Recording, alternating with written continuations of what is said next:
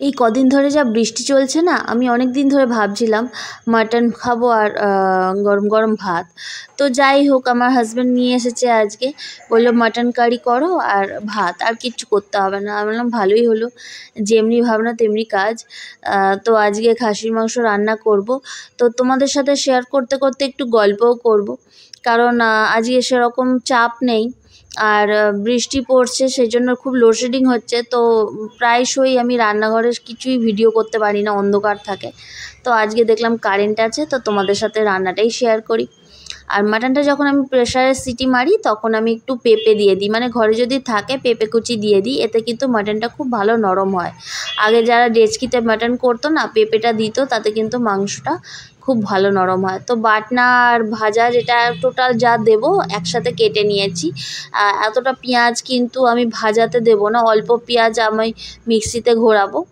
আর tomato তাই কিছুটা রেখে দেবো, কুচি দেবো, কিছুটা আমি বাটনায় দেবো। আর মাংস যখন আমি করি, তখন আলুটা সবসময় আগে নুন হলুদ দিয়ে ভেজে তুলে রাখার চেষ্টা করি। একটুখানি লাল করে ভেজে তুলে রাখলে না মাংসটার টেস্টটা, আলুটা যেন আরও ভালো লাগে। তো সেই জন্য আমি কাঁচা রাখি না, আলুটা সবসময় ভেজে আবার তুলে রাখি। তো তেলটা গরমই আছে, এখন ফোড়নটা দিয়ে দিয়েছি। শুকনো লঙ্কা, তেজপাতা, গোটা জিরে আর গোটা গরম মশলা, মানে আমি এটা থেতো করে দিই গোটা গরম মশলা। এটা কিন্তু যখন কষানো হবে না, ভীষণ সুন্দর একটা গন্ধ ছড়ায়, যেটা আমার খুব ভালো লাগে। সেই জন্য গোটা গরম মশলা ফোড়নে দিই।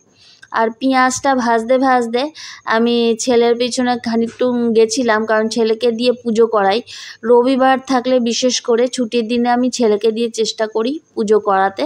তাতে কি হবে, ওর ঠাকুরের প্রতি একটা শ্রদ্ধা ভক্তি জন্মাবে। তবে আমার ছেলের আছে, যেহেতু আশ্রম স্কুলে পড়েছে, ওর স্কুলটা আশ্রমের ভিতর ছিল, তো ঠাকুরের ওর একটা ভালো লাগে, ধূপ দেখাতে, খেতে দিতে, ফুল পাড়তে সব ভালো লাগে। তো আমার কোনো অসুবিধা হয় না। তো বাটনাটা এখন দিয়ে দিলাম, এর মধ্যে আদা, লঙ্কা, টমেটো আর পেঁয়াজ আর রসুন এইটাই বেটেছি, আর কিছু বাটি না। তবে কাঁচা লঙ্কা দিয়ে রান্না করি, যেহেতু আমার ছেলে ছোট, খাবে, বেশি ঝাল খেতে পারে না। মশলাটা কষানোর সময় আমি জিরের গুঁড়ো, কাশ্মীরি মির্চ আর নুন হলুদ দিই।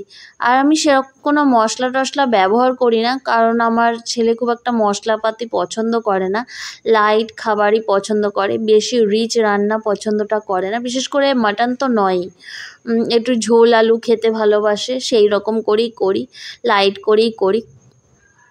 তবে খাসির মাংসে শুকনো লঙ্কা দিলে বেশি ভালো হয়, আমি কাঁচা লঙ্কা দিয়ে করছি।